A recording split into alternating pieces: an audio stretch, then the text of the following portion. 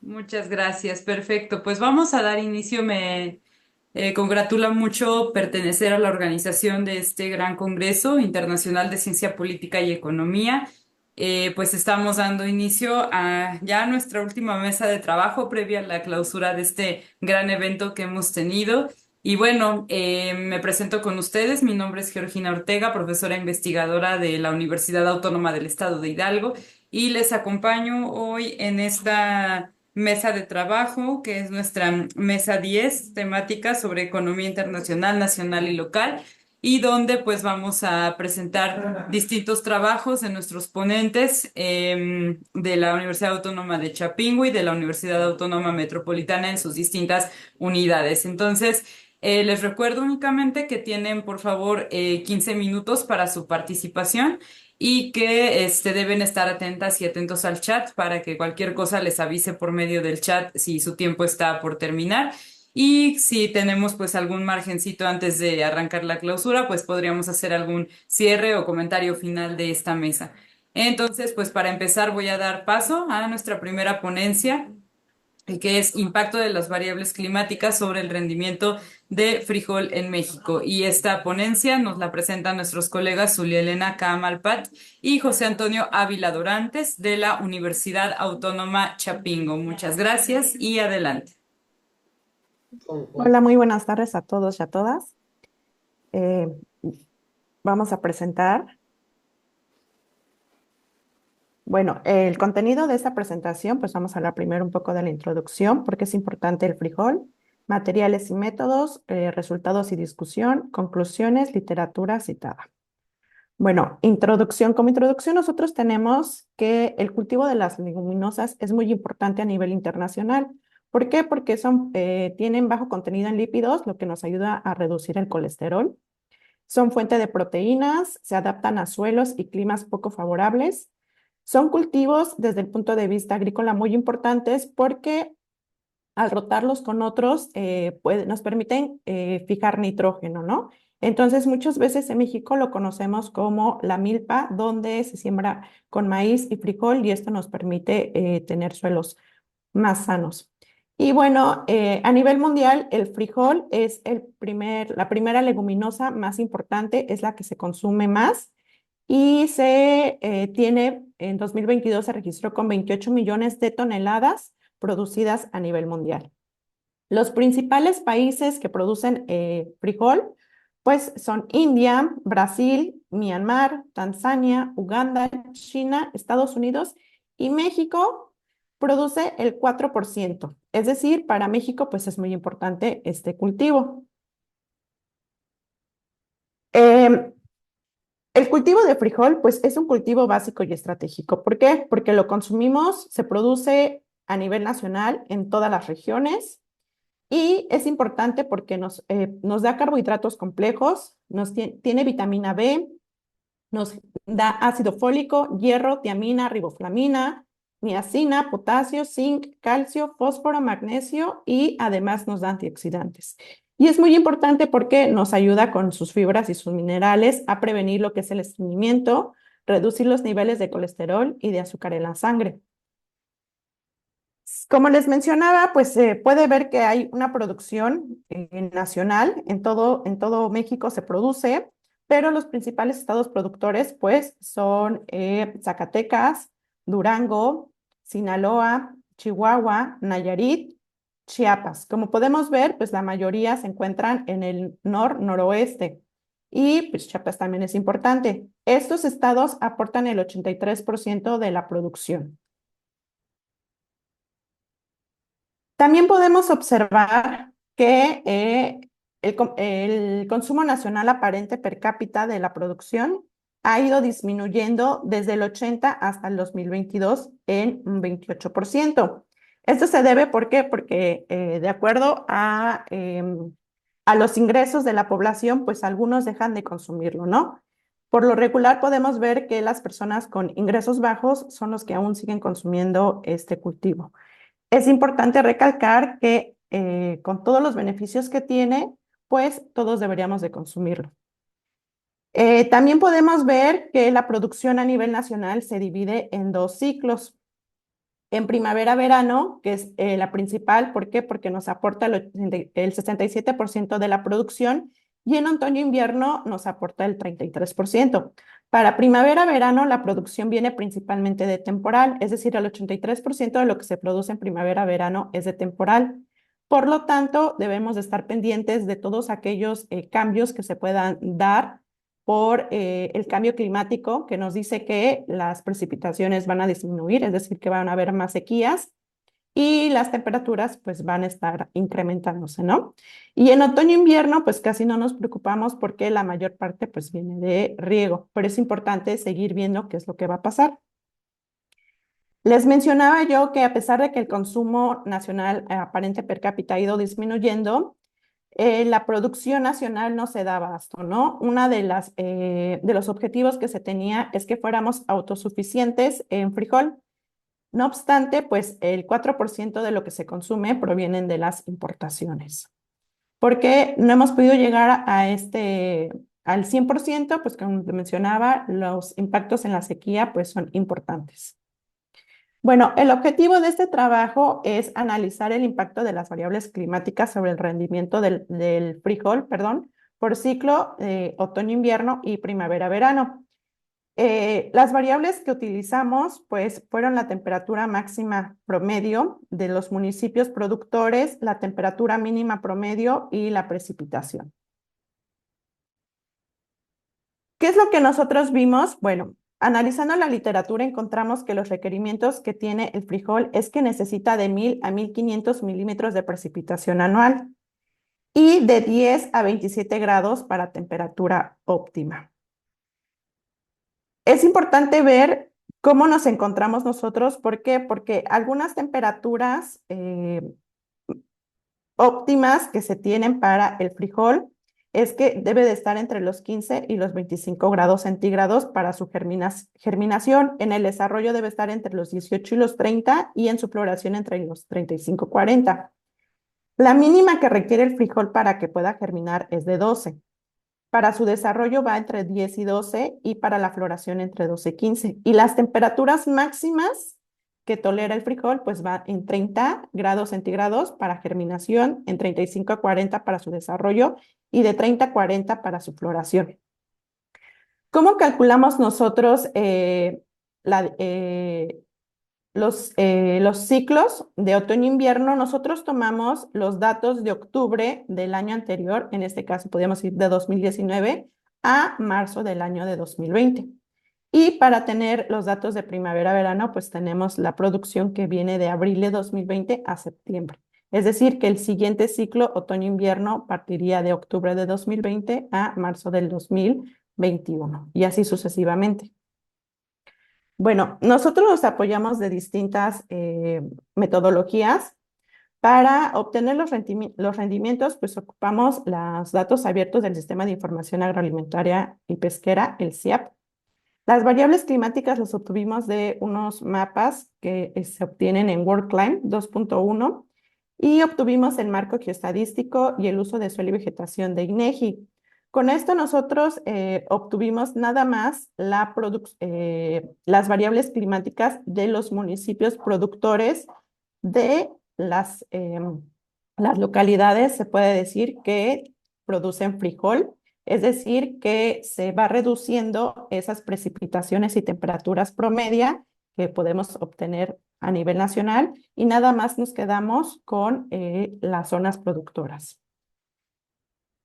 Obtuvimos de 2003 a 2021 todos los datos a nivel municipal y utilizamos QGIS para obtener los datos climáticos, para poder reducir estos datos climáticos y en Stata unimos tanto los datos de rendimiento como los datos climáticos para poder realizar nuestra función de producción. Nosotros realizamos un dato panel donde N fueron nuestros municipios y T los años de estudio. Entonces, los datos panel pues, nos permiten combinar tanto series de tiempo, es decir, analizarlo a lo largo de los años, y con los datos transversales pudimos obtener cómo se comporta a nivel municipal. Entonces, tenemos 18 años que estudiamos, 116 municipios, Estos municipios se pueden repetir porque algunos producen tanto en riego y en temporal, y otros nada más producen en riego y otros en temporal. Y 1519 para primavera, verano. Entonces, pasamos a los resultados. ¿Qué es lo que observamos en primer lugar? Pues que el rendimiento siempre es mayor en primavera-verano. La temperatura máxima media es mayor también en primavera-verano con 30,99. La temperatura mínima media observada fue de 14,35 en otoño-invierno y de 18,49. Y la precipitación acumulada es de 25,83 para otoño-invierno, es decir, es muy baja la precipitación. Y la acumulada es de 78,95 para primavera-verano. Entonces, recordemos que les mencionaba que primavera-verano es de temporal y otoño-invierno, pues no nos preocupa tanto la precipitación porque la mayoría es de bajo riego. Entonces, lo que obtuvimos nosotros para otoño-invierno es que el efecto marginal, es decir, se aumenta 1 grado la temperatura máxima, el rendimiento va a incrementarse en 62 kilogramos por metro cúbico, mientras que si se incrementa en 1 milímetro la precipitación acumulada, el rendimiento se va a incrementar en 0,14 kilogramos por metro cúbico. Es decir, que para otoño-invierno, ambos incrementos en el periodo observado, pues en este periodo de 2003 a 2021, pues ha sido benéfico, ¿no? Ok, gracias. Y para, perdón, para primavera-verano lo que se observó es que la temperatura máxima, la temperatura mínima y la precipitación acumulada afectan eh, este ciclo. Es decir, ¿por qué? Porque les mencionaba yo hace ratito que los rangos pues ya se encuentran a veces entre el máximo de lo que es bueno para producirlo, ¿no? Entonces, si aumenta la temperatura en 1 grado, la temperatura máxima en 1 grado centígrado, el rendimiento pues se incrementa en este periodo en 10,78 toneladas por hectárea. Si se incrementa en 1 grado centígrado la temperatura máxima, el rendimiento se va a aumentar en 49,44 toneladas por hectárea. Y si se aumenta la precipitación en 1 milímetro, el rendimiento va a disminuir en 0,14 kilogramos por metro cúbico. Entonces, bueno, ya para concluir, ¿qué es lo que se observa? Que en otoño-invierno los efectos marginales de la temperatura máxima son mayores a los de la precipitación, que la temperatura máxima y la precipitación en este periodo analizado ha incrementado el rendimiento, que los municipios productores pues se encuentran aún en el rango óptimo, que las precipitaciones son menores a las que se requieren y la producción pues proviene de riego, mientras que para primavera-verano el efecto marginal en las temperaturas mínimas es mayor al de la temperatura máxima y al de la precipitación, y la temperatura mínima afecta de manera positiva al rendimiento. También que la temperatura máxima y la precipitación afectan de manera negativa y que en los municipios productores la mayor producción proviene de temporal. Y bueno, esto sería todo de mi parte. Muchas gracias. Al contrario, muchísimas gracias a ustedes por su trabajo de investigación que hoy presentan para esta mesa de cierre de nuestro congreso. Si les parece bien, vamos a continuar con las demás ponencias y al final de las exposiciones, si existe alguna duda y vamos con el tiempo correcto como debemos ir, procedemos a alguna ronda de preguntas y o comentarios. Entonces, voy a dar paso a nuestra siguiente ponencia, que es dependencia comercial de arroz en México y su relación con la seguridad alimentaria. Y esta ponencia nos la presentan Ana Lisbeth Hernández García, Ignacio Camal Cauich, José Antonio Ávila Dorantes y Berna Grisel Pat Fernández de la Universidad Autónoma de Chapingo. El tiempo de exposición es 15 minutos y estaré avisando por el chat en caso de que se aproximen al cierre de su tiempo. Les cedo la palabra. ¿Qué tal? Muy buenas tardes. ¿Me escuchan? Sí, se escucha perfectamente. Disculpe, ¿de casualidad se puede observar la presentación en formato de presentación? Se observa la pantalla y las diapositivas al lado. Ahora sí, Sí, ya se ve en pantalla completa. muchas gracias.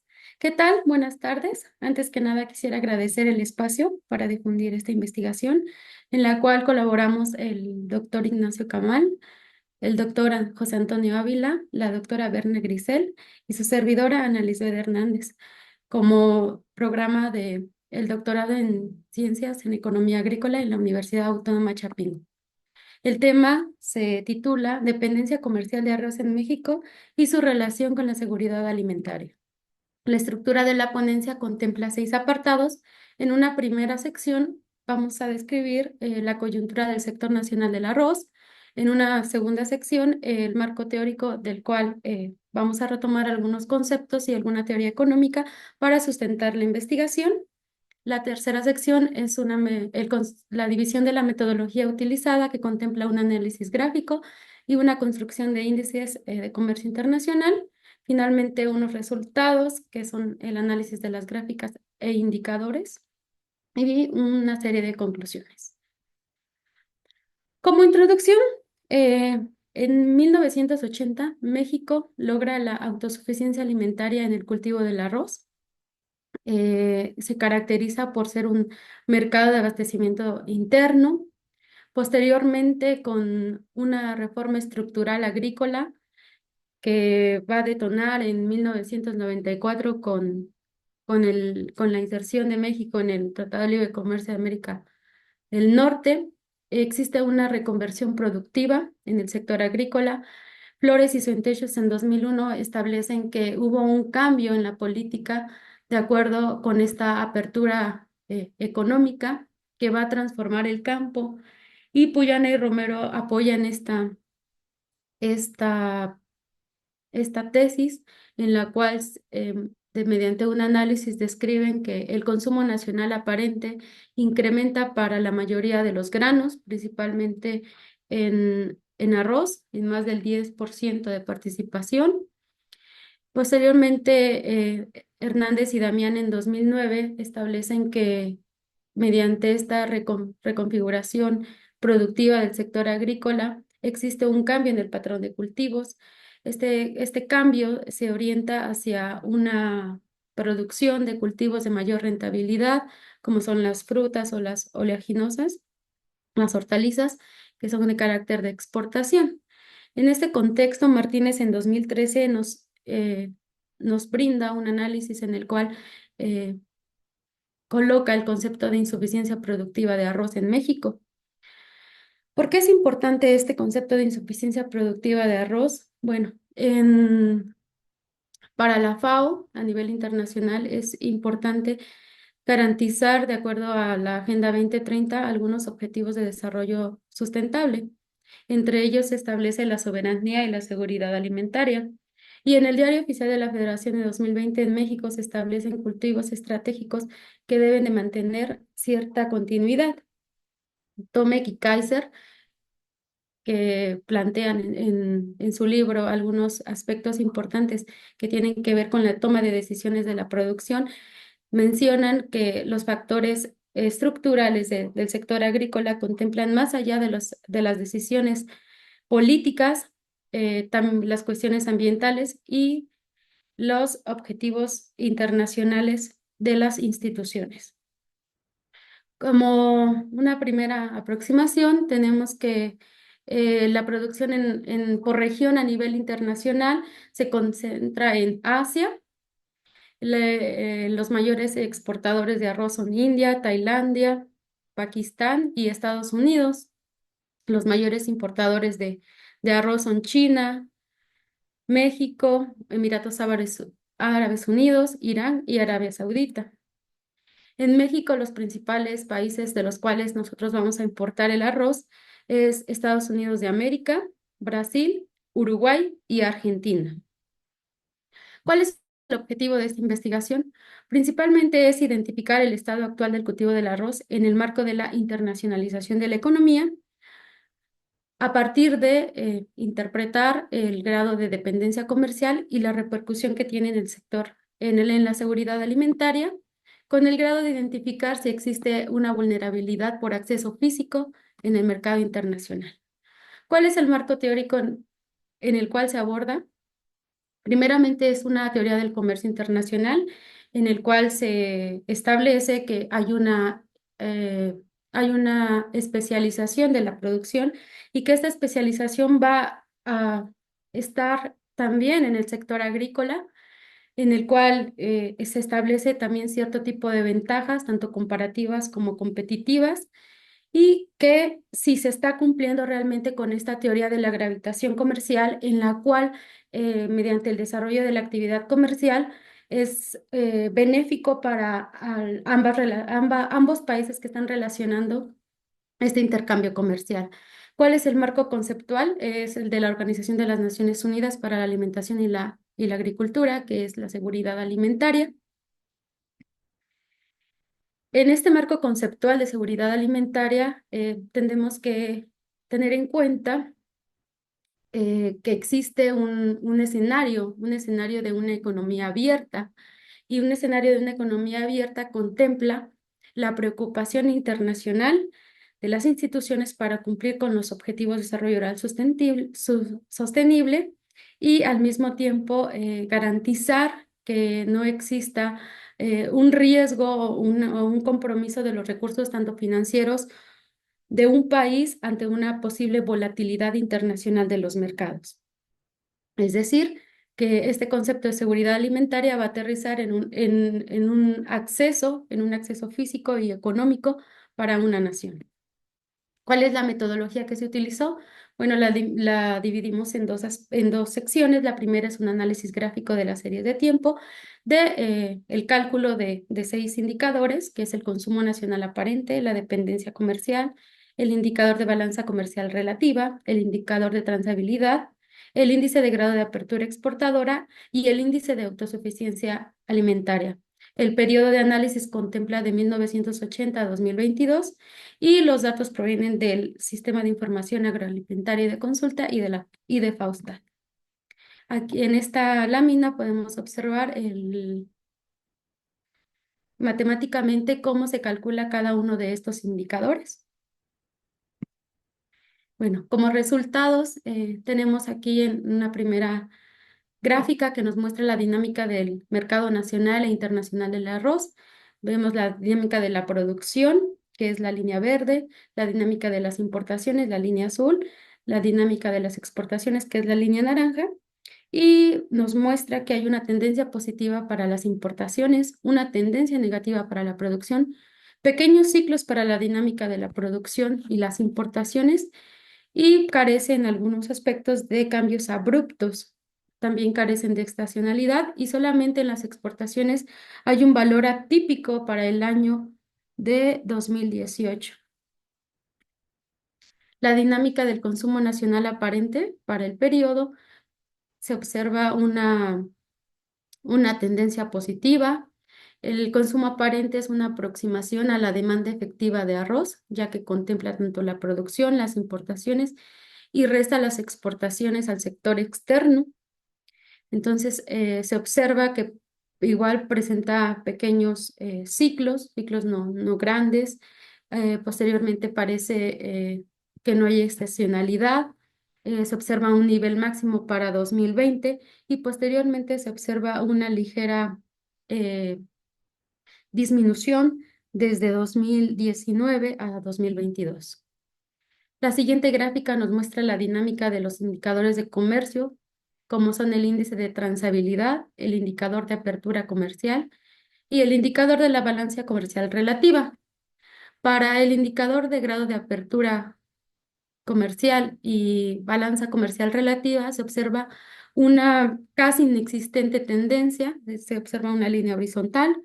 Hay valores atípicos en el indicador de grado de apertura para el año 2017 y 2018, resultado posiblemente de un incremento, un valor atípico en el nivel de exportaciones que fueron de 108 mil toneladas. Posteriormente, el indicador de la balanza comercial relativa se observan valores atípicos para el periodo 1987, 1988 y 2017, 2018, resultado de la dinámica de las exportaciones. Y en el indicador de transabilidad se observa valores negativos, una tendencia negativa, lo cual lo coloca como un importador neto. En la siguiente gráfica se observa el coeficiente de dependencia comercial de arroz e índice de autosuficiencia alimentaria. Se observa que este índice de dependencia comercial de arroz mantiene una tendencia positiva. En el año de 1983, 1986 y 1988 existió una suficiencia alimentaria, una autosuficiencia, lo cual coloca en valores de cero a la dependencia comercial. También se observa que se incrementa en 1993 y disminuye hasta 2017 con un valor de 0,83. Finaliza con un valor de 0,71 en 2022. Para el índice de autosuficiencia alimentaria se presenta una tendencia negativa y un valor máximo para el año de 1983, 86 y a 1988, para posteriormente continuar con una tendencia negativa hasta 2019, donde se presenta una ligera recuperación. En este cuadro podemos visualizar de manera coyuntural el cálculo del indicador. En las gráficas previas fue la dinámica durante el periodo 1980-2022. En este cuadro podemos observar el indicador coyuntural para el año 2022. En el caso del consumo nacional aparente, se observa un valor de 846.318 toneladas, principalmente con una participación mayor de las importaciones. En el segundo, el índice de dependencia comercial de 0,17, lo cual refleja una dependencia de las importaciones. En el índice de ventaja comparativa revelada se observa un valor de menos 0,99, lo que representa una nula competitividad del cultivo en el mercado externo y lo coloca como importador neto. Para el índice de transabilidad de menos 0,71, representa un exceso de demanda de arroz, y por el grado de apertura exportadora, las exportaciones, un valor de cero que representa que las exportaciones no son competitivas y que por lo tanto la producción se orienta al mercado interno. Finalmente, el índice de autosuficiencia alimentaria de 0,29 manifiesta la escasa participación de la producción local. ¿Cuál es la discusión en torno? Bueno, de acuerdo con Rubio 2018, retomamos el aspecto de que la productividad y la especialización de la teoría del comercio internacional en un marco de volatilidad elevada y una dependencia comercial ponen en una situación de vulnerabilidad y amenaza debido a un contexto internacional de crisis recurrentes, tanto financieras, energéticas, alimentarias y recientemente también debido a la crisis sanitaria de coronavirus, en el cual representa pues una condición peligrosa en términos económicos porque compromete los recursos financieros en la inserción de demanda del sector externo para el cultivo del arroz. ¿Cuáles son las conclusiones o propuestas? Bueno, primeramente que se identifica una situación latente de riesgo por acceso de vulnerabilidad a las crisis y a las fluctuaciones de mercado. Con los índices también estamos comprobando que la dependencia del sector externo es evidente y hay una nula competitividad del cultivo y una elevada vulnerabilidad del mercado. Manifestamos también que la teoría del comercio internacional y la especialización incrementa los flujos comerciales, pero bajo una relación de dependencia, en el cual se comprometen los objetivos del desarrollo rural sostenible de la Agenda 2030 para el cultivo del arroz en México. En este contexto de competencia internacional, proponemos que es importante recurrir a estrategias políticas que reconsideren el cultivo del arroz en el sector mexicano y que en algún momento se pueda alcanzar o retomar alguna estrategia para alcanzar la autosuficiencia alimentaria. Esta es la literatura citada y muchísimas gracias por su atención. Al contrario, Ana Lisbeth, muchísimas gracias también por esta gran exposición sobre la dependencia comercial del arroz en México. Y bueno, ahora vamos a proceder a otra ponencia más, también de la Universidad Autónoma de Chapingo, la cual se titula Precio Medio Rural del Arroz en México. Y esta ponencia está llevada a cabo por Ignacio Camal Cayuch, Berna Grisel Pat Fernández y José Félix García Rodríguez. Tienen la palabra y les recuerdo que son 15 minutos y hay que estar atentos del chat. Muchas Ex- gracias. Expone la doctora Berna Grisel Pat Fernández. Gracias, doctor.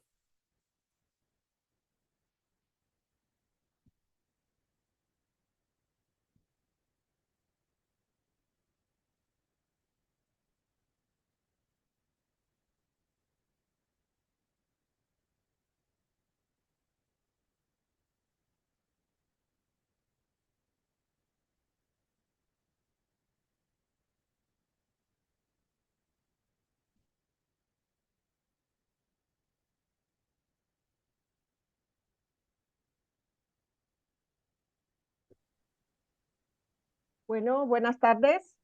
Buenas tardes. ¿Sí se ve la presentación? Sí, sí se ve. Ah, muchas gracias.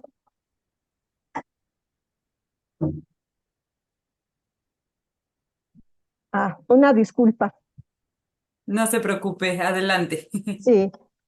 Bueno, vamos primero, antes de iniciar la presentación, pues quisiera felicitar a los organizadores de este Congreso Internacional y también a los participantes que se encuentran en estos momentos en esta mesa. Buenas tardes a todos. Bueno, para esta presentación vamos a, bueno, en este caso les voy a comentar sobre el precio medio rural del arroz en México. Bueno, ¿por qué el arroz?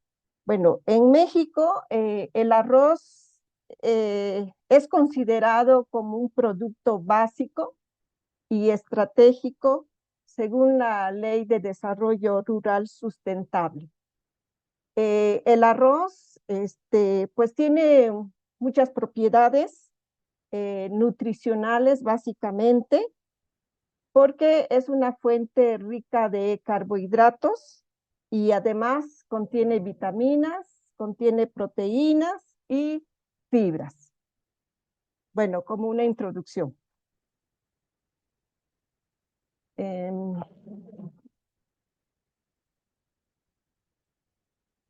ah,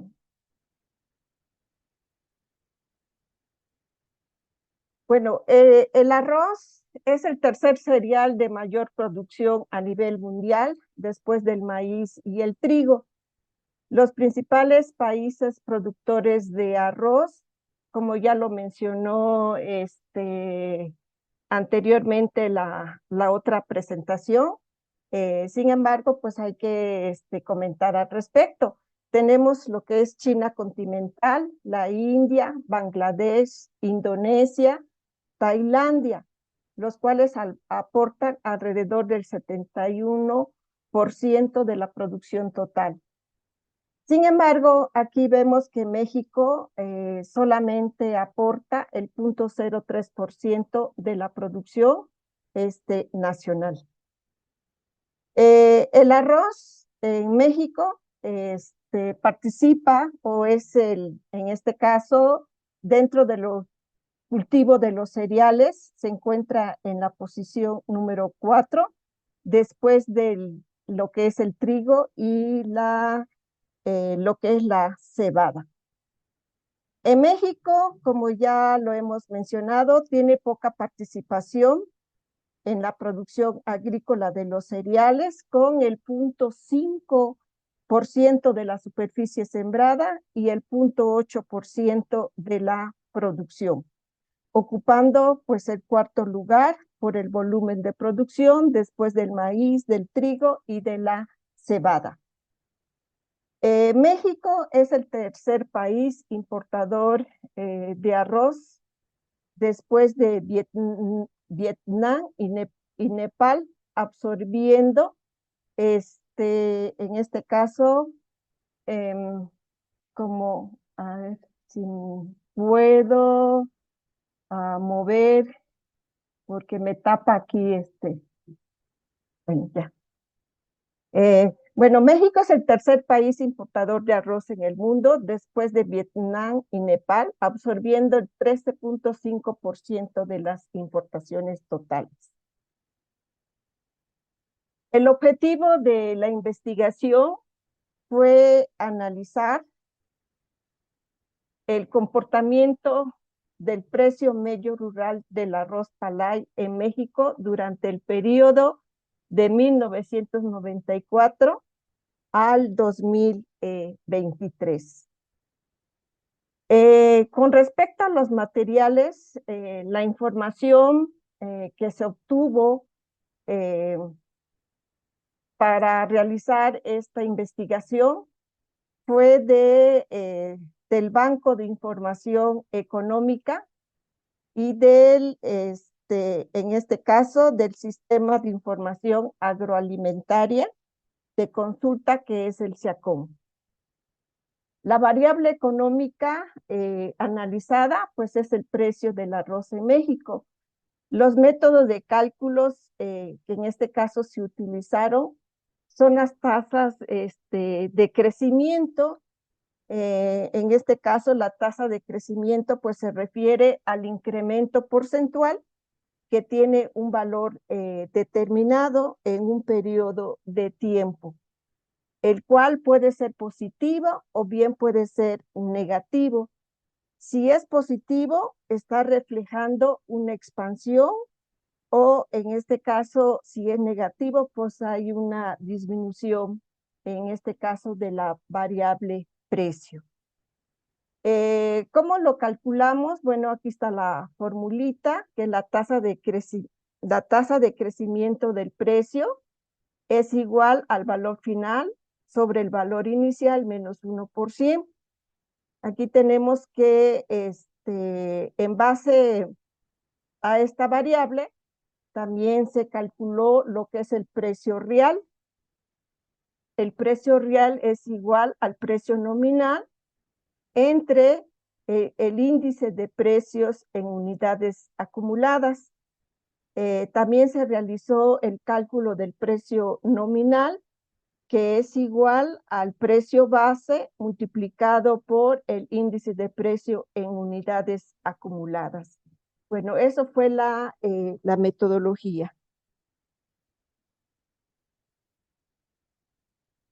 Bueno, ¿cuáles fueron los resultados? Aquí tenemos dos gráficas. Por un lado tenemos lo que es la superficie sembrada de arroz en México. Podemos observar que los principales estados productores de arroz, los 5 estados productores de arroz, tenemos en primer lugar a Nayarit, que representa el 32% de la superficie. Tenemos lo que es el estado de Campeche, alrededor del 20%. Tenemos lo que es Veracruz con el 10%, Michoacán también con el 10%, y tenemos también a Jalisco. Esos son los principales estados que siembran este cultivo. Por el otro lado, tenemos aquí lo que es la producción de arroz en México, y destaca en primer lugar lo que es Nayarit, Campeche, Michoacán, Veracruz y Jalisco.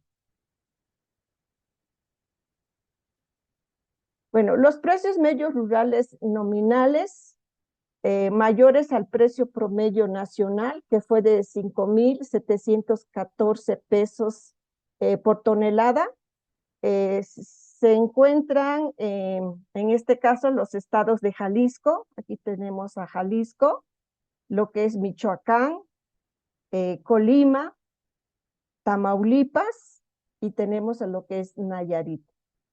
El menor precio que se encontró al hacer el análisis lo tiene el estado de Chiapas con 4,909 pesos por tonelada. La mayoría de los precios en los estados productores fue mayor a 5,000 pesos la tonelada. Bueno, aquí tenemos lo que es el precio medio rural nominal promedio del arroz Palay en México, que tuvo una tendencia creciente, como lo podemos observar en esta gráfica, ¿sí? Que va desde 1994 hasta el 2023, pasando de 740 pesos la tonelada de arroz en 1994 a 5,714 pesos la tonelada en el 2023, lo que representó un incremento del precio nominal de 671,5%. Aquí tenemos otra gráfica, lo que es el precio medio rural nominal del arroz, que tuvo una tasa de crecimiento acumulada de 671 pesos, menor a la tasa de crecimiento acumulada de los precios al consumidor, que en este caso representó 793 pesos, generando pérdida de valor del productor y por lo tanto pues afecta los ingresos o sus ingresos. Bueno, entonces aquí tenemos las dos gráficas de cómo se comporta el índice nacional del precio al consumidor, que viene siendo esta gráfica de color amarillo. Aquí está la tendencia y tenemos lo que es la tasa de crecimiento del precio nominal en unidades. Aquí se puede observar estas dos gráficas. En términos reales, podemos decir que el precio medio rural promedio del arroz Palay en México, pues tuvo un decrecimiento que va de 1994 al 2002.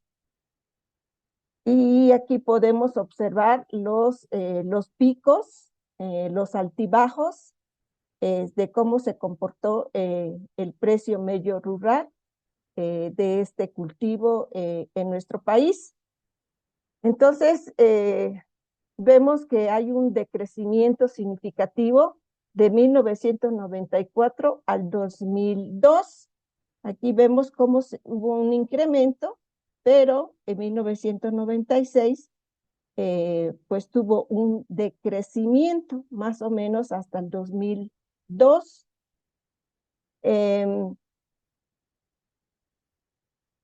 Se observa una tendencia ligeramente creciente del 2003 al 2007. Entonces aquí vemos del 2003 al 2007, que representa este pico.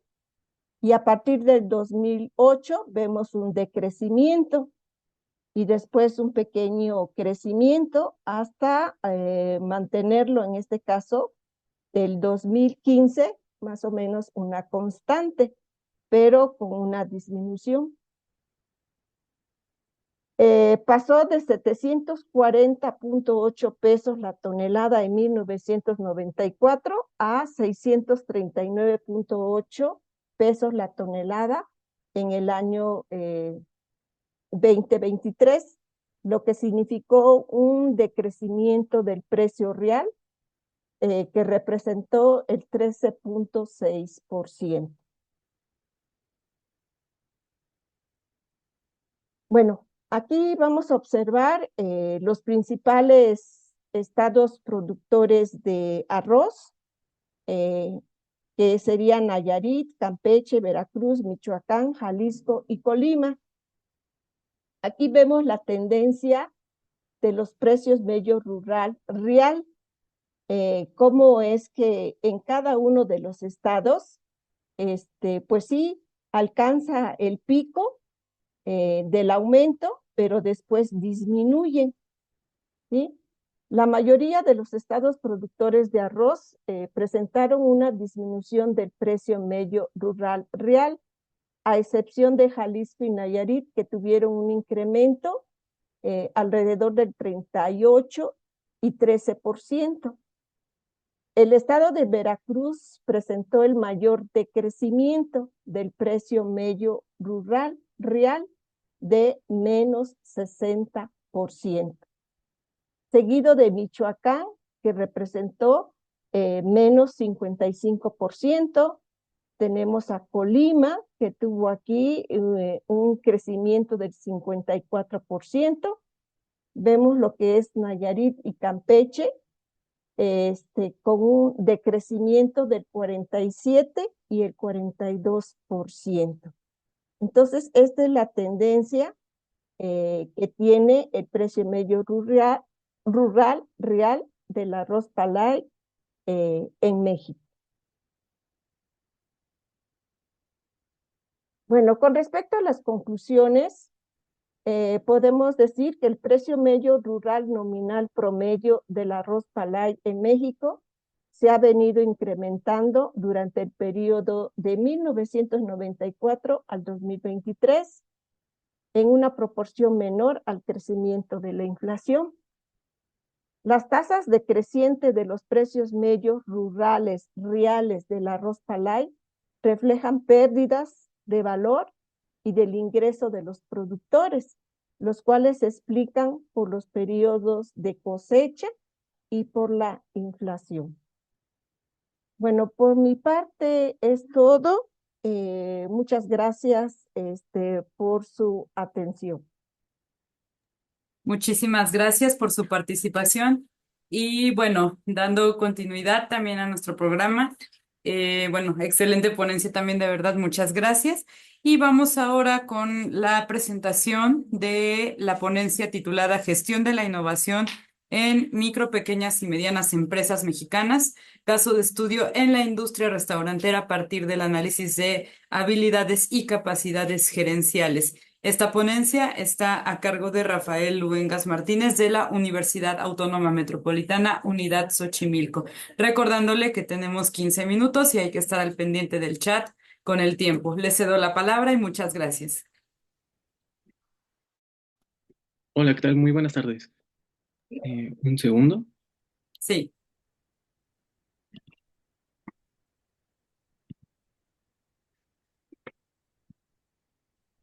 Listo.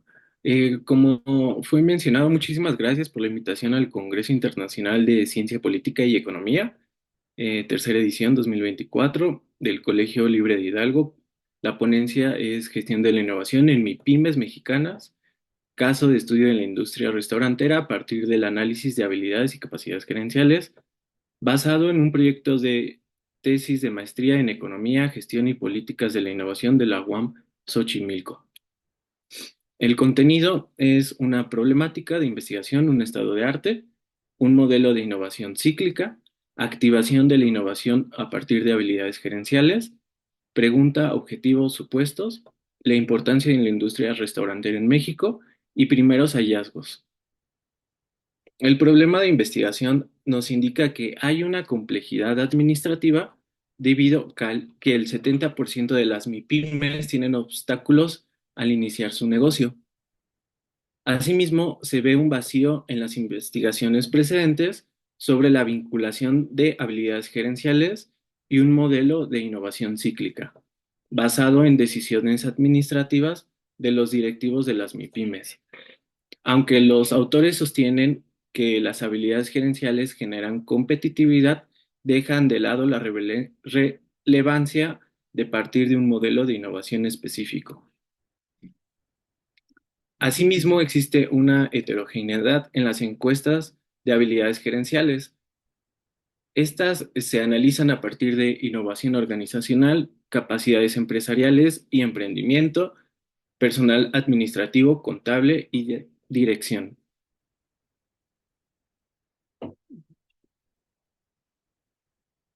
El estado de arte es abordado a partir de diversas investigaciones con el análisis econométrico del emprendimiento y la vinculación con habilidades directivas, capacidades, aprendizajes y cultura organizacional, perfiles del empresariado y análisis de gestión administrativa y organizacional.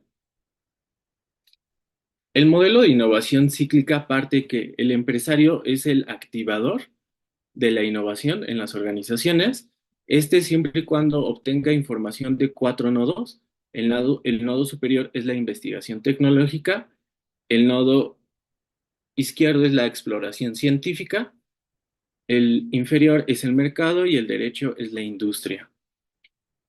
Con esto el empresario obtiene información para ir activando la innovación en sus empresas.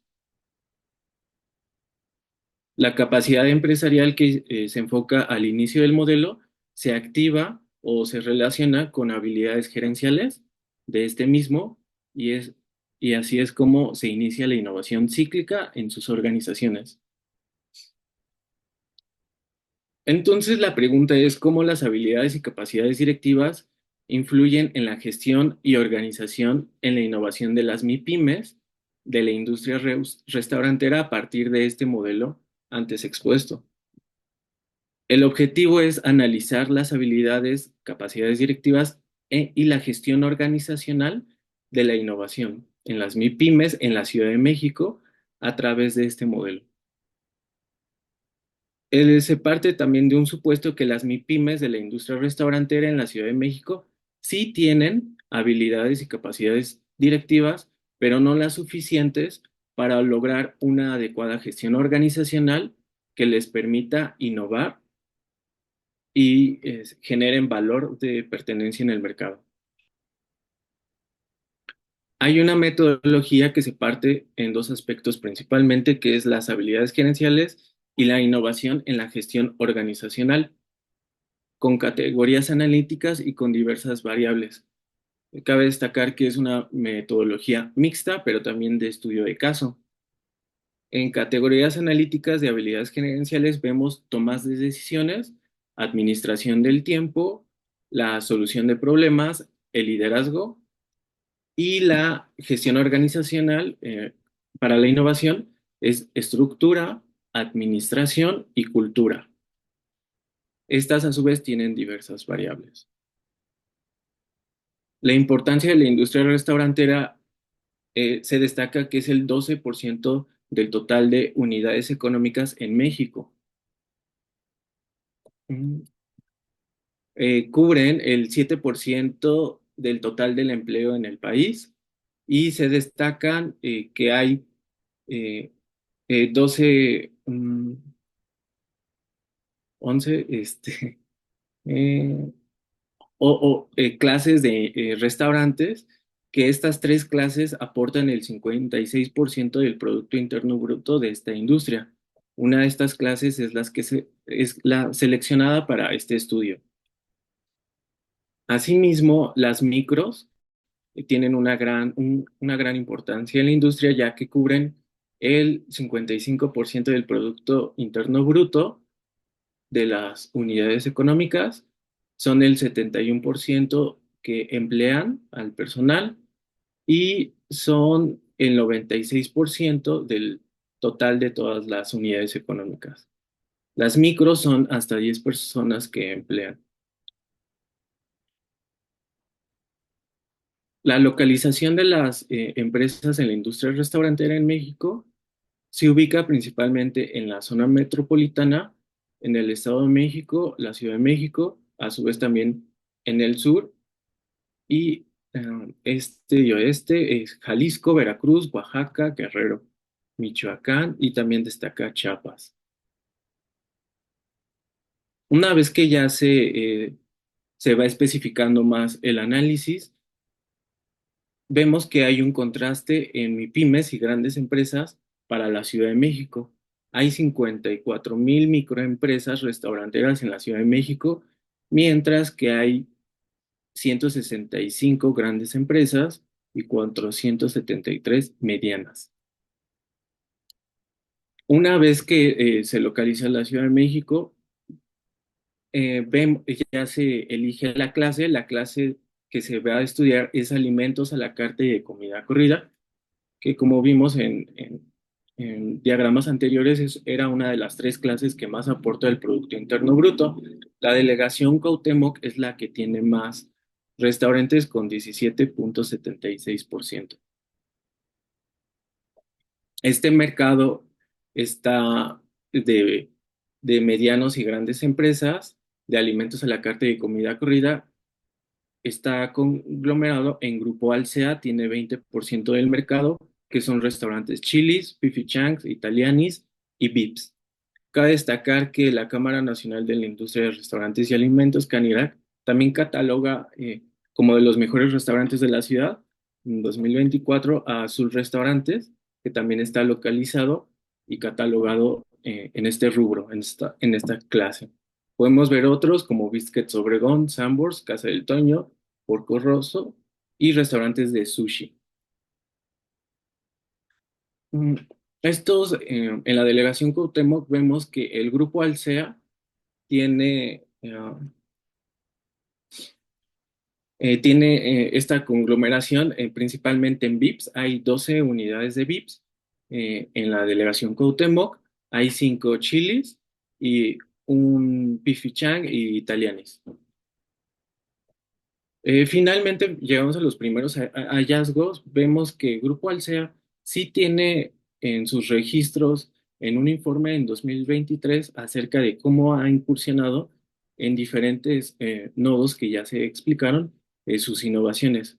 En un ejemplo, vemos que el mercado está solicitando más alimentos para que la gente coma más saludable porque las personas han registrado diversas dificultades en la salud, como es la diabetes, como es el alto grado de otras enfermedades vinculadas con una mala alimentación. Esto se desarrolla en el mercado. Simplemente aquí los empresarios tienen que estar absorbiendo esta información para que puedan ir entendiendo el mercado de alimentos y bebidas. Pasamos al nodo de ciencia, cuando Grupo Alsea trabaja con universidades como Anáhuac para que empiecen a estudiar estas necesidades, estas perspectivas sociales y se empiece a investigar cuáles son las alternativas para que Grupo Alsea o diversas comunidades como Yucatán empiecen a innovar, a cambiar sus formas de alimentar a la población. Cuando el Grupo Alsea y Anáhuac trabajan para que los alimentos de Yucatán, en unas partes, se empiece a destacar alimentos subutilizados. Esto con el motivo para generar recetas más saludables. Llegamos al nodo de la tecnología, donde las ciencias naturales ya se unen con las capacidades técnicas. La industria alimentaria ha tenido muchísimas innovaciones en alimentos y bebidas. Un ejemplo sería las harinas, libres de gluten, reducidos en azúcar, en sales, así como sustitución de bebidas más naturales, con menos colorantes, etcétera, ¿no? Y aceites también más amigables con el medio ambiente. Una vez que se genera esta industria en las manufacturas, en las industrias de Grupo Alsea o en cualquier otra industria alimentaria, se lleva estos ciclos de ingeniería a funciones más técnicas, más hacia la industria, que sería el marketing. La innovación de VIPs en marketing es muy sobresaliente, asimismo como la información que el Grupo Alsea o VIPs, otros restaurantes, entregan a sus consumidores, que es hacerles notar la información importante de que un producto da un bienestar al cuerpo humano si es que lo consumen. Y así es como se repiten los ciclos en diferentes aspectos. Esta es la bibliografía que se destaca en esta investigación. Y bueno, por mi parte es todo. Muchísimas gracias. Estas son mis redes sociales. Y me queda creo que un minuto. Aquí nada más quisiera encargar. Hace rato comí una hamburguesa vegetariana. Esta carne, no sé cómo la elaboran estas personas, creo que por vegetales, ¿no? Te dan una opción. Tú como consumidor, pues decides consumir una carne, depende del animal de donde sea, o algo nuevo. Entonces, creo que para a las MIPYMES tendrían que absorber este tipo de prácticas para seguir los pasos de estas grandes empresas. Creo que sería todo. Gracias. Muchísimas gracias por su participación también tan interesante en esta mesa. Y vamos a dar paso a la siguiente presentación, que es Prácticas de Innovación y Tecnología en la Empresa Privada. Esta ponencia está a cargo de Guillermo Torres Sanabria y Raúl Coronilla Cruz, de la Universidad Autónoma Metropolitana, Unidad Azcapotzalco. Muchísimas gracias, tienen 15 minutos y estará al pendiente del chat. Les cedo la palabra. Muchísimas gracias. Como siempre, gracias a la hospitalidad del Colegio Libre de Hidalgo, estamos aquí a la orden y muchísimas gracias por dejarnos participar. Bueno, estamos por presentar esta ponencia que se denomina Prácticas de Innovación y Tecnología del sector privado. Lo cambié muy rápido, en la empresa privada, entre mi compañero y amigo Guillermo Torres y su servidor Raúl Coronilla. Vamos a los dos ahí a participar en la presentación. Adelante, Guillermo. Bueno, vamos a iniciar hablando de la innovación, que ha sido muy importante durante este siglo XXI, ¿no? Teníamos una serie de tecnologías que fueron madurando, que han estado madurando, que se crearon a finales del siglo XX, pero que han ido madurando. Y esas tecnologías han permeado toda la sociedad y, por supuesto, a las empresas, que se han visto ahora en un escenario muy complejo, pero también rico en oportunidades, bueno, relacionado con la tecnología y esta categoría de innovación que para muchas empresas es sustantiva. Sabemos que la innovación ha sido muy importante siempre, pero ahora más, ahora es realmente esencial para todas las empresas. Adelante, Guillermo, la siguiente. Bueno, fíjense, la competitividad tecnológica y las nuevas estrategias de gestión están remodelando profundamente el panorama empresarial, tanto los mercados como la parte de suministros, como la parte de la gestión interna, los recursos humanos.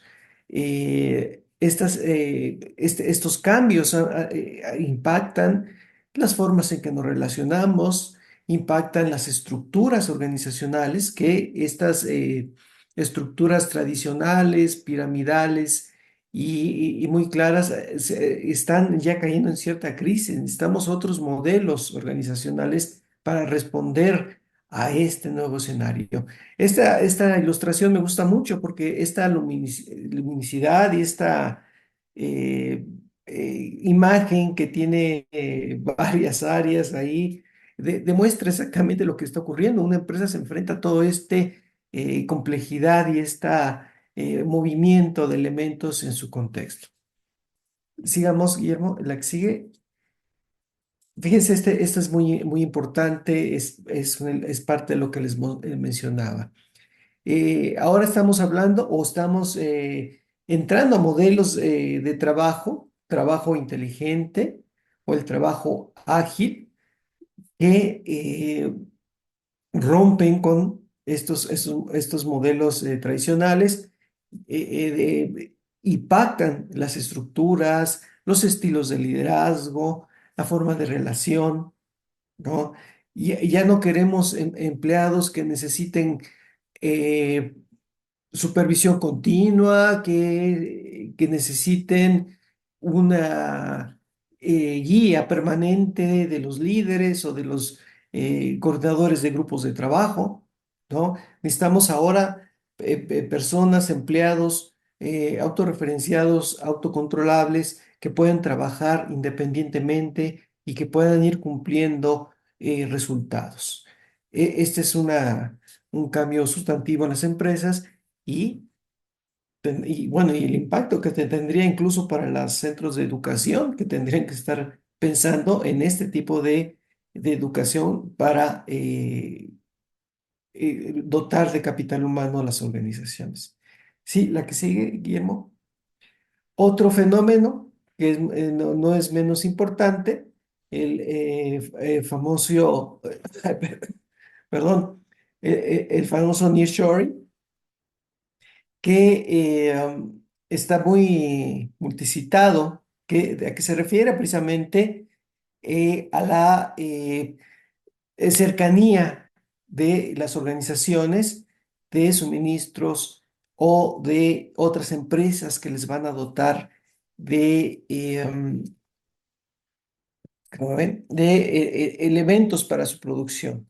Es la llegada de inversión extranjera. Eso significa precisamente que buscan acercar centros y procesos de producción a un mercado objetivo. Se terciariza, se busca un tercero que cumpla ciertas características en su producción o en su distribución y que acompañe a la empresa para cumplir sus objetivos. En este caso, México parece que es altamente dotado en esta característica por cercanías a mercados, por su propia ubicación mundial y es un elemento que debe ser aprovechado desde luego, ¿no? Adelante, Guillermo, la que sigue. Un ejemplo, por ejemplo, son los plantas de fabricación de vehículos ligeros y motores. Eh, um, Son 25 plantas automotrices, 12 marcas y 3 entidades federativas que participan en este ecosistema productivo. Vean ustedes cómo las diferentes marcas tienen impactos en diferentes estados del país y se está conformando precisamente un buen ejemplo de este fenómeno en el que todos estos producciones tienen por supuesto otros mercados, no solo el mexicano, y ese es el gran beneficio. Sí, adelante, Guillermo, la que sigue. Y miren, debido al estatus de nación más favorecida del TEMEC, el TEMEC es nuestro acuerdo emblemático en nuestra región norteamericana, y junto con 12 otros acuerdos de libre comercio firmados con 50 países, vean el escenario que tendría México en su relación con otras áreas económicas, con otros mercados mundiales, y su relación que pudieran establecer en beneficio de nuestro país. Adelante, Guillermo, te dejo la palabra. Gracias Raúl. Un ejemplo de trabajo colaborativo. Estamos con el cronómetro y estamos con varias cosas. Le agradezco a Raúl, le agradezco a todos ustedes. Buenas tardes. Continuando con lo que dice mi compañero, fíjense, estamos aquí para, más que reflexionar, decirles cuáles son no las modas, sino lo que existe ya y la manera en que nosotros nos podemos acoplar a estos cambios vertiginosos que hay. Entonces, lo primero que podemos hacer es definir estrategias claras y flexibles. ¿Por qué decimos claras y flexibles? Porque los planes, de alguna u otra forma, se van a modificar. Vivimos en una incertidumbre. No podemos ser tan rectos en el sentido de ser duros y tratar de seguir un plan. Tenemos que adaptarnos a las funciones de los entornos que ustedes saben que van cambiando. Y el poder entender, poder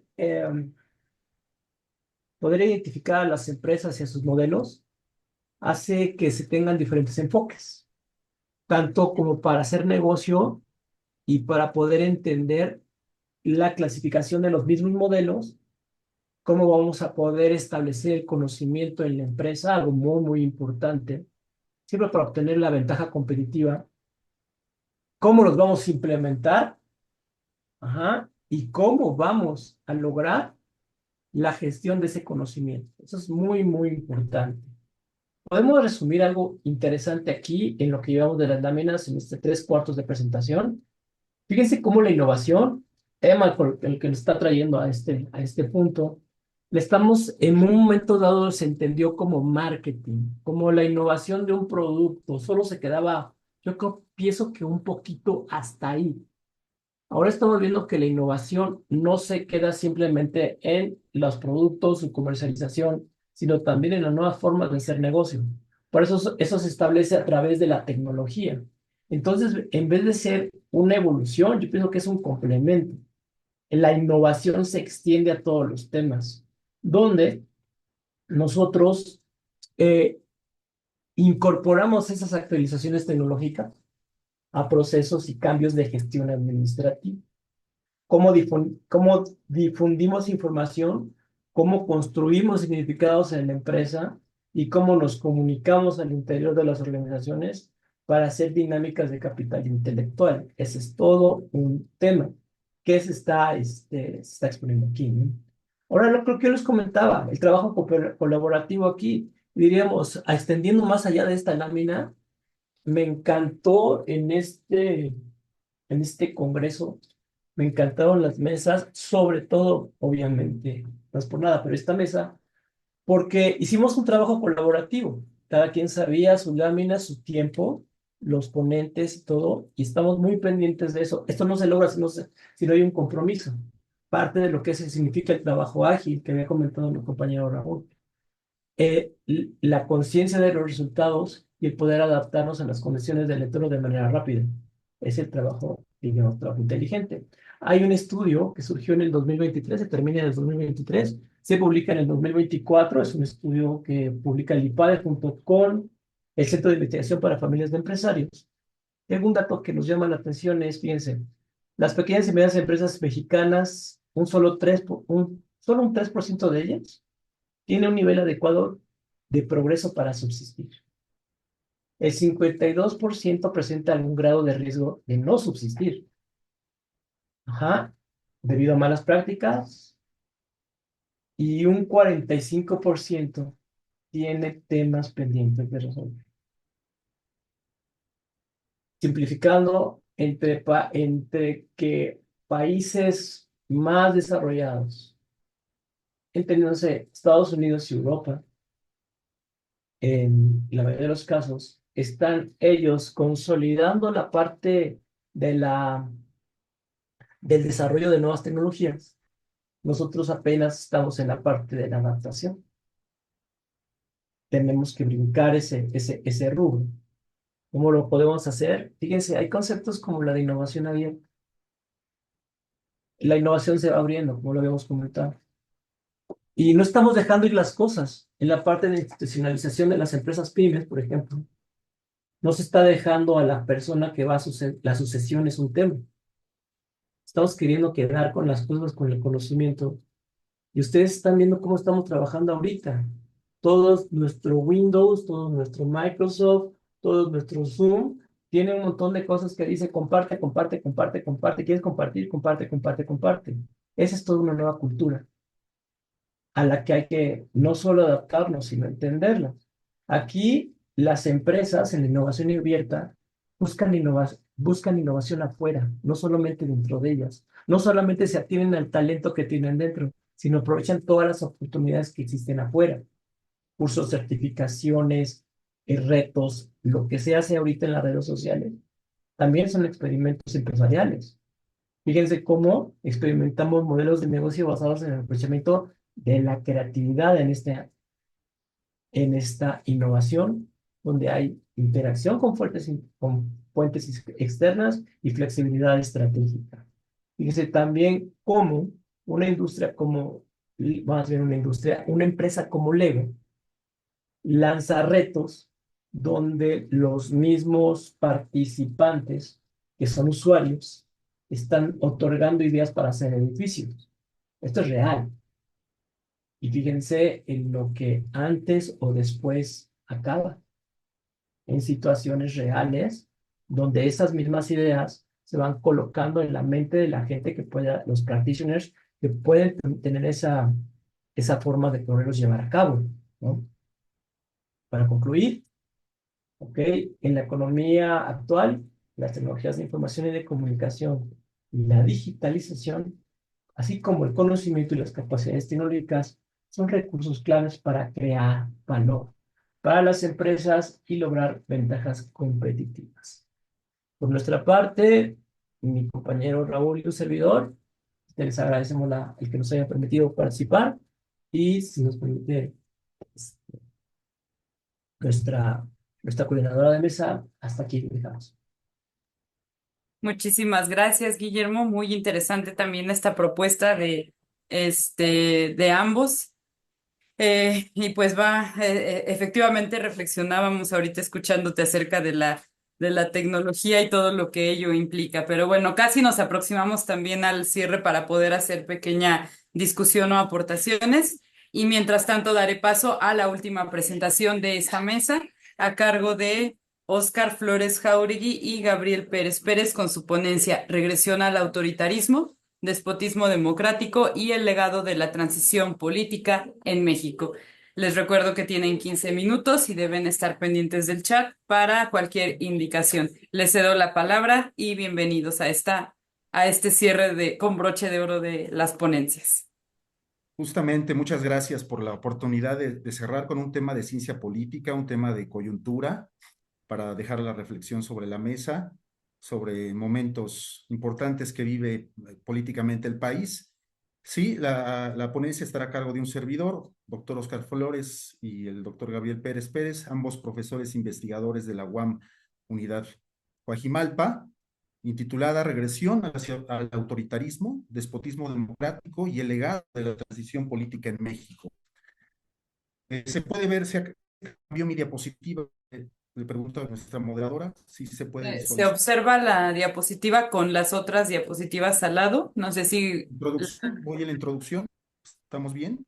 Sí, si gusta proyectarla en pantalla completa, no sé. Sí. Sí, está en pantalla completa. Dice Es que aquí solo vemos la pantalla con la portada y las otras diapositivas a la izquierda. A ver, déjeme. Aquí está la portada de la presentación. No sé qué puedan ver ustedes. Aquí dice introducción. Sí, ahí. Bueno, introducción, ¿verdad? Sí. Gracias. Bueno, seguimos. La elección de Claudia Sheinbaum en el Poder Ejecutivo para este sexenio representa la continuidad de este proyecto ambicioso de humanismo mexicano de izquierda, llamado Cuarta Transformación, inaugurado por el expresidente Andrés Manuel López Obrador a partir del 2018. Pero también el triunfo de Sheinbaum representa el fin del llamado periodo de transición democrática en México. Esa es la premisa de la cual parte esta ponencia. Lo que ahora mantiene al vilo en país son dos modelos de democracia, al parecer contradictorios, dos modelos a seguir. Por un lado, la democracia popular, con todo su componente mayoritario, frente a la democracia constitucional, cuyo núcleo es el fundamento de la protección de las minorías. De suerte que en esta ponencia nos preguntamos cuáles son las implicaciones que tendría el desmantelar el andamiaje ya allanado por el llamado periodo de transición democrática, dada la intención y que se está consumando del expresidente Andrés Manuel de reformar el Poder Judicial, por un lado, y por el otro, desmantelar el régimen de los organismos constitucionales autónomos. Como objetivo de esta presentación, creemos que es importante dimensionar, ampliar la discusión acerca de la idoneidad de preservar ciertas instituciones, realizar ajustes antes de pensar en un desmontaje por completo de estas instituciones que nos tomó mucho tiempo en construirlas. El periodo de transición democrática está llegando a su fin. ¿Cuál es el legado que tuvimos? Bueno, cuando hablamos de transición, es este camino que hemos allanado los mexicanos, partiendo de un sistema político cerrado y autoritario a una nación más plural. Es decir, hemos pasado del país de un solo hombre a un país con mucho más pluralidad política. Este periodo de transición inició a finales de los años 70, tuvo momentos de lucidez, momentos de lucidez a mediados de la década de los 90 y un ímpetu vigoroso en la alternancia electoral en el año 2000, a partir del año 2000. La transición política llega a su ocaso a partir del 2018 tras el desgaste de nuestra democracia elitista y el ascenso del partido a la hegemonía del poder. ¿Cuál es el legado de la transición? Pues la construcción de una escalera poderosa para procesar el conflicto, alcanzar el poder. Así llegó Fox, así llegó Calderón, llegó después Peña Nieto y fue el propio Andrés Manuel López Obrador que llegó al poder mediante ese peldaño. Ahora, hay un consenso en que sí, nuestra transición se enfocó más, o los esfuerzos se concentraron en aspectos formales de la democracia, no tanto sustanciales como el respeto a la autonomía del sufragio, la consolidación del sistema de partidos, o los primeros congresos sin mayoría. Pero también la transición nos heredó un complejo entramado de instituciones independientes de la voluntad presidencial. Ahora, ¿qué pasa cuando el último jugador que asciende por esa escalera llega al primer piso, decide patear la escalera y no dejar que nadie suba? Bueno, vamos a reflexionar sobre eso, tomando el caso de Venezuela, ¿no? En donde el señor Maduro pues ya prácticamente se ha perpetuado en el poder. Para el segundo sexenio o tramo de la pretendida cuarta transformación, se ha propuesto para México, para reformar el Estado, una agenda ambiciosa de 20 reformas legislativas propuestas por el expresidente Andrés Manuel y que se han empezado a consumar a partir del mes de diciembre de este año. Esa reforma del Estado implica reformar 53 artículos de la Constitución que por su número y calado representan la mayor cantidad de reformas constitucionales simultáneas a la Carta Magna. Es decir, según estudiosos de la UNAM, de un solo decreto estaríamos reformando el 40% del contenido de la Constitución y como ya lo mencioné, las dos iniciativas en este momento más controvertidas es la reforma al Poder Judicial y la desaparición del régimen de organismos constitucionales autónomos. Respecto a nuestro marco teórico, pues se ha convertido en un asunto vital hablar de populismo en México. Es una discusión que ha sido importantísima después de que se ha agotado este periodo de transición.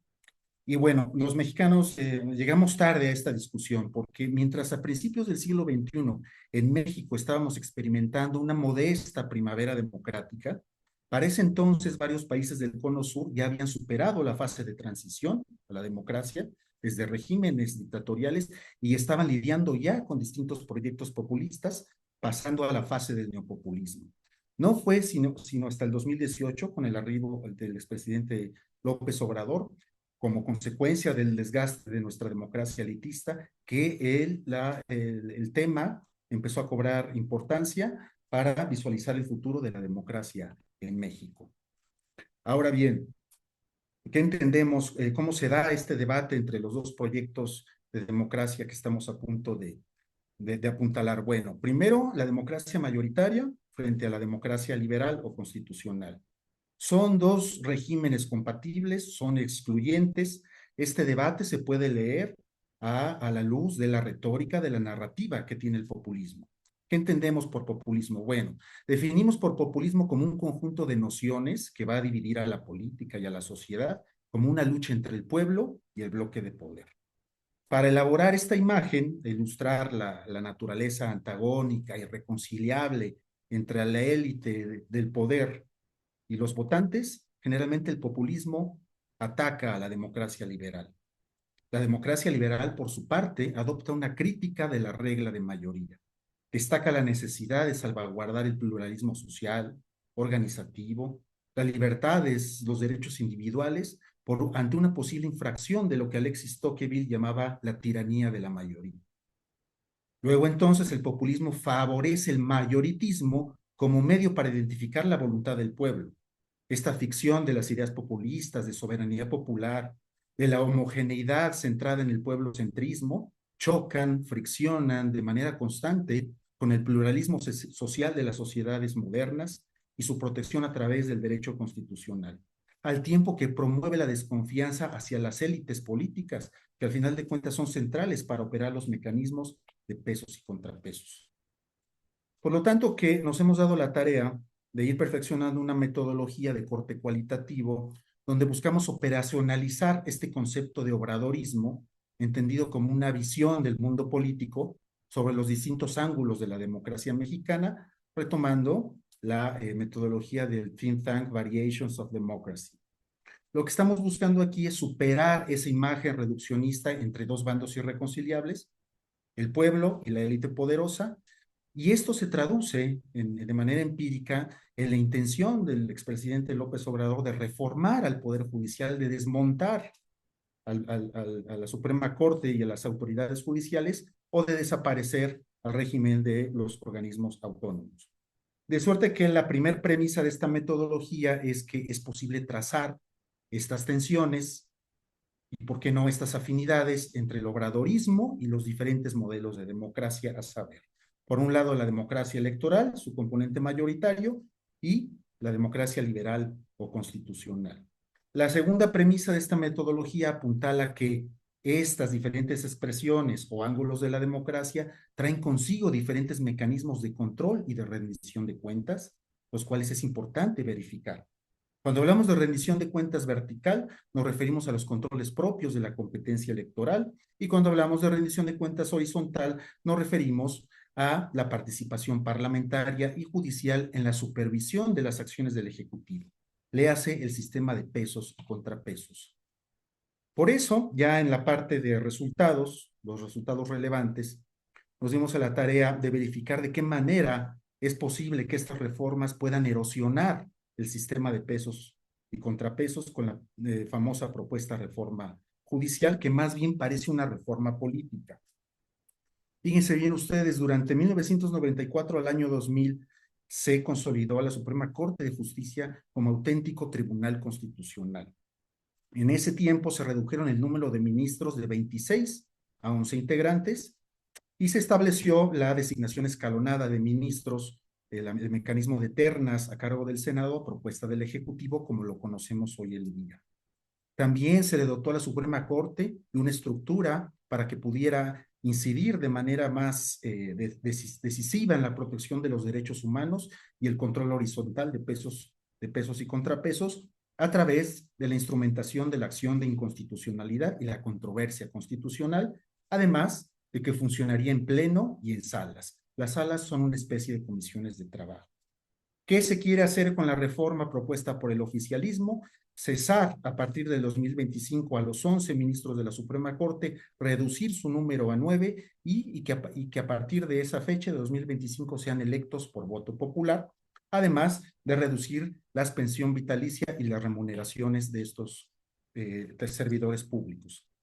Respecto a la manera en cómo impactaría la reforma judicial al resto de las autoridades judiciales, léase los juzgados de distrito y los magistrados de circuito, también tenemos un antecedente importante en los años 90, porque en los años 90 se sentaron las bases para consolidar la independencia de la función jurisdiccional, para consolidar la carrera de los funcionarios judiciales, controlar los conflictos de interés, ¿sí? Anteponiendo el perfil, los conocimientos, la experiencia y los méritos de los impartidores de justicia.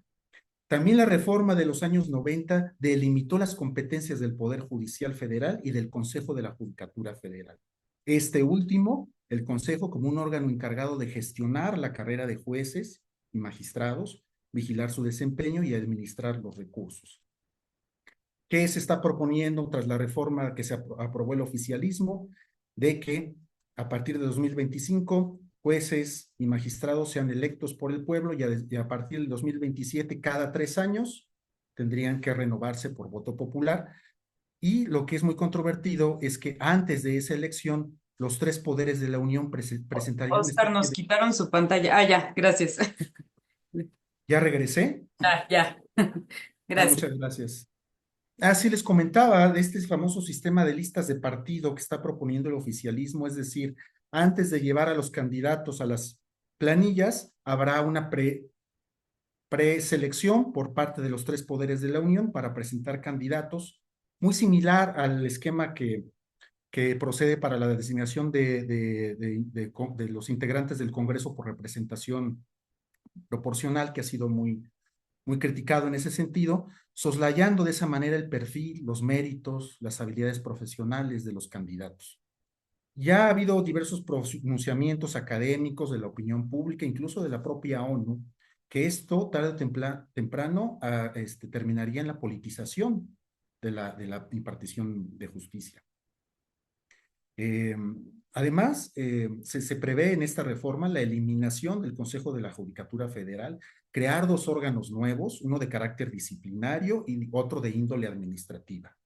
Este último sería un órgano independiente de la Suprema Corte, con atribuciones para gestionar la carrera judicial, vigilar y controlar el desempeño de los tribunales federales y asignarles el presupuesto. Es decir, actualmente la Suprema Corte de Justicia se audita sola, se administra solita, digamos, ya existiría un órgano que trataría de alguna manera de ejercer estas funciones sobre la Corte.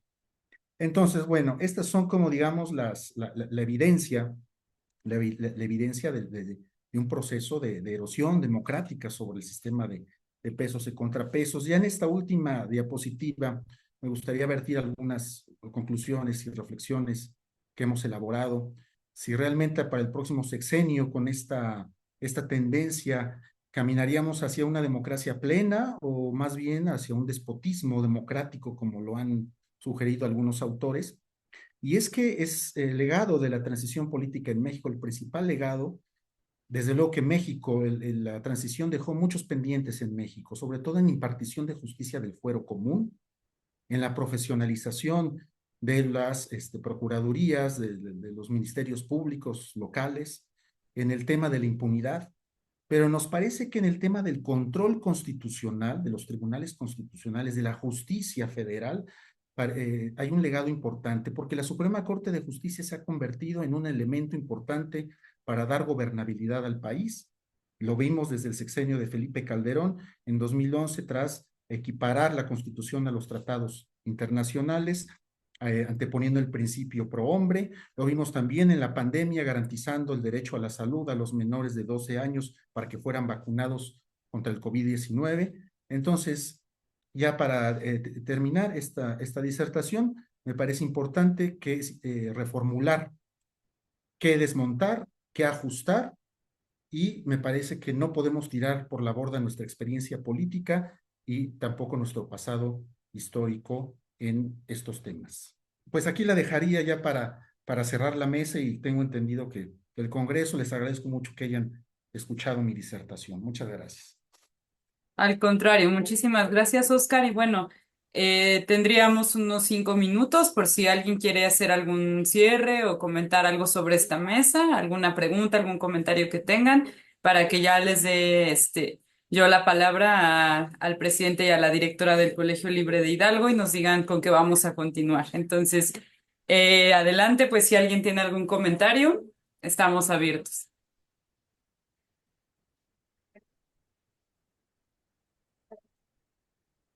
Adelante, Oscar. Bueno, gracias por dejarme volver a tomar la palabra. Y es que tenía una pregunta para Raúl, para Guillermo, sobre los temas de innovación. Y me da la impresión que este tema ellos señalan de manera muy importante que son temas apremiantes, sobre las cuales muchas veces los gobiernos descuidan el tema de la innovación. La pregunta sería, ¿cómo promover este tema de la innovación tecnológica, digital? Es un tema que se debe de promover desde el aparato gubernamental, desde la administración pública, o más bien debe de ser un proceso descentralizado en términos de este ecosistema que ellos llaman, en donde las propias empresas, los usuarios, la innovación se va dando de manera descentralizada. Si fuera el caso, si es un proceso descentralizado o es un proceso dirigido, cómo establecer puentes, cómo establecer nodos para establecer una política de largo plazo y que realmente esto dejara de estar en el papel, en la planeación nacional, y realmente estuviéramos a la altura de otros países, tantos ejemplos que ellos comentaron. ¿Es un proceso descentralizado, la innovación, la tecnología, o debe ser dirigido? ¿Y cómo encontrar puntos de encuentro? A lo largo de la disertación me formulé esa pregunta, colegas. Muchas gracias. Bueno, pues, yo considero que es descentralizado el proceso, tiene muchas aristas, los actores responden al contexto de diferentes maneras. Sin embargo, yo creo que el gobierno tiene un papel central, ¿no? A pesar de que estos procesos pueden ir por muchos caminos, el gobierno obviamente tiene que incluir en la agenda pública este tipo de cuestiones, y debe de dar las políticas públicas, las estrategias adecuadas para que pueda florecer en todo el país y permitir e incluir la participación de privados, sobre todo, y de aquí hasta las universidades. Es un eh, proceso de multiparticipación, ¿no? Eso es mi punto de vista. No sé si mi compañero Guillermo quiere decir algo más. Y compañeros, parte Oscar. Fíjate que el Foro Económico Mundial tiene un reporte que se llama Global Competitiveness Report, donde en base a pilares institucionales te va diciendo de todos los países, más o menos vienen entre 140 y 141 países, cómo andamos en educación, institución, bueno, los diferentes pilares que evocan a la competitividad de un país. Fíjate que nosotros andábamos por ahí del 2019. ¿Y por qué cito 2019? Porque fue el último año donde se midió de una forma específica la competitividad en México. Andábamos bajando ya en lugares de competitividad, andábamos creo que en el del 52 pasamos del 48 al 52, por ahí así, si no me falla la memoria. Pero coincido con Raúl, lo trato de vincular con tu ponencia también, porque es algo central. Si no tenemos la parte del gobierno, en ahí los expertos todos son ustedes que manejan el tema de todo lo público. Si el gobierno no incluye la parte de innovación, la parte de competitividad, la parte de educación, la parte de nuevas tecnologías, y no destina un presupuesto importante para eso, ahorita es una de las críticas muy importantes del destino del PIB eh, hacia no solo la educación, sino hacia temas de innovación. Entonces yo creo que va a ser muy difícil podernos quitar de ese solo adaptarnos y seguir a los demás. Entonces, como conclusión, yo diría, no sé si está de acuerdo mi compañero Raúl, sí sería central, no sería independiente. El gobierno tiene que tener un papel fundamental en este sentido y las políticas públicas por lo mismo también. Muchas gracias. Adelante, doctor Rodolfo. Sí, muy buenas tardes a todos. Un comentario muy rápido. Me encantó toda la mesa, estuvo muy interesante escuchar todas estas ponencias. Nos llevan a un punto de coincidencia. Yo creo que es muy importante, lo señalaba hace un momento Guillermo, Raúl, cómo coinciden estos temas con lo que planteaba Óscar hace un rato. Si nosotros observamos lo que tenemos en el fondo, es un conjunto de relaciones complejas que dan por resultado un ambiente de negocios. Hace apenas una semana y media atrás hablábamos en un evento de los ecosistemas de negocio y cómo estos se han roto o fracturado en algunos momentos, dadas las inconsistencias institucionales, y eso genera, participaban muchos empresarios, una marcada desconfianza con relación a problemas de inversión y a problemas de consolidación económica. Entonces, claro que cuando, y lo señalaba muy bien Guillermo, tenemos una falta de confianza, vamos a tener malos resultados. Adicional a esto, y hay que señalarlo, los modelos que ahora empiezan a tener más fuerza, hay, digamos, un resurgimiento de la política industrial a nivel mundial, plantean una forma de intervención del Estado estratégica, ciertamente, pero en donde juega un rol fundamental, ¿no? Este Estado desarrollista del cual han hablado muchos, esta comparación México-Corea, los últimos años y cómo se ha consolidado, en el fondo lo que nos están diciendo es necesitamos un Estado que participe en ciertas áreas de manera estratégica, aunque por ejemplo la innovación sin duda requerirá mucho más inversión del sector privado. También me parece muy interesante todo lo que planteaban de los mercados de arroz y demás, porque esto en el fondo, cuando nosotros hablamos de la compensación de mercados y de los commodities, nos coloca también ante presiones nuevas que tenemos que comprender con mucho más claridad. Creo que hoy más que nunca necesitamos leer la realidad global para poder entender las estrategias desde adentro y se van conjuntando estos temas, los temas de institucionalidad, de gobierno, con los temas de competitividad, las exigencias de los diferentes actores y todo termina por completarse justo como se hizo en esta mesa, ¿no? Con una serie de elementos que nos obligan a repensar qué deberíamos hacer, ¿no? Por ejemplo, solamente cierro con eso, se discutía hace también semana y media la cuestión de la reforma al Poder Judicial y uno de los argumentos que yo colocaba en la mesa decía, bueno, además de discutirlo en el área de política pública, que nos lleva mucho a lo que planteabas, por ejemplo, Oscar, tenemos que pensarlo desde el punto de vista económico por las consecuencias que esto puede tener en términos del nearshoring, ¿no? Es claro Y ahí está el dato, ¿no? De el nearshoring que hubo potencial en los últimos 3 años, nosotros nos quedamos solamente con la tercera parte del pastel y además se la llevaban países asiáticos que dieron más certeza a los inversionistas. Eso significa, si hemos atraído inversión, si está aquí, pero estamos desaprovechando un potencial muy grande, ¿no? Ahí dejaría mi comentario, pero sí se conjunta todo. Lo de mercados del arroz ya no lo comento, pero hay 2 o 3 puntos que creo que son bien interesantes de cómo se están moviendo. Muchísimas gracias por estos aportes finales y con esto damos por terminada esta mesa de cierre del tercer Congreso Internacional de Ciencia Política y Economía. Muchísimas gracias por todo lo que se presentó a lo largo de todo el Congreso.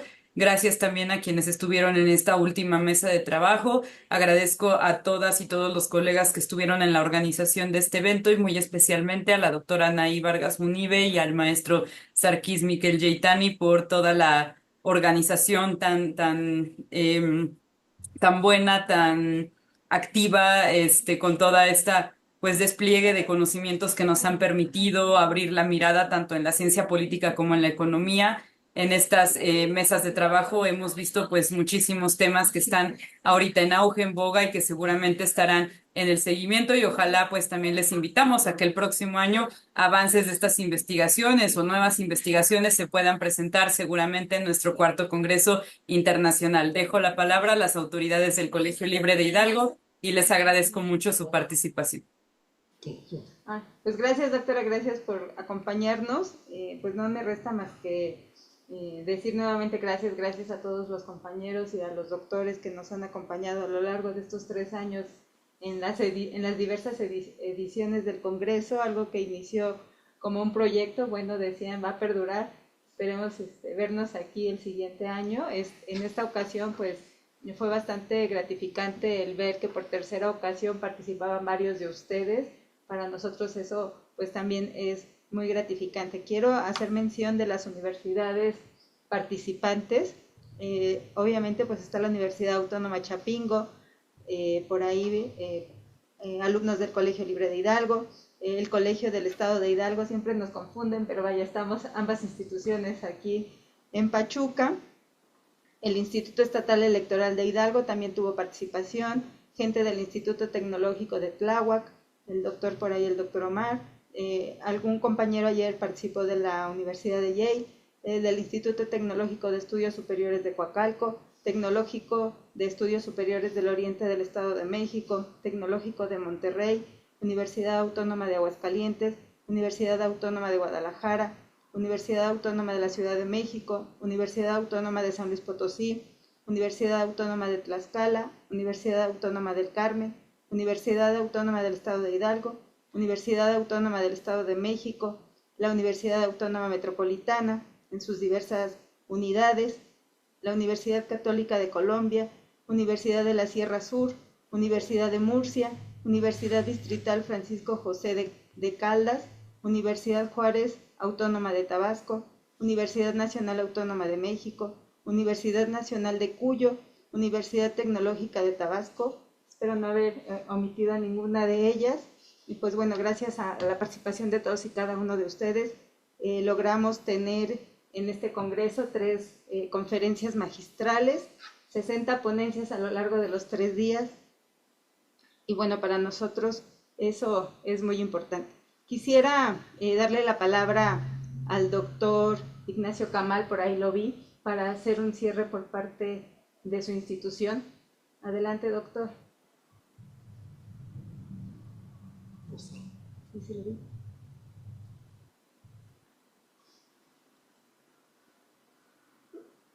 Ya nos abandonó. No, sí está. Lo agarramos distraído. Bueno, pues también le vamos a ceder la palabra al doctor Ignacio. Sí, adelante, por favor, doctor. Bueno, pues muchas gracias. Buena tarde a todos. Buena tarde a todos.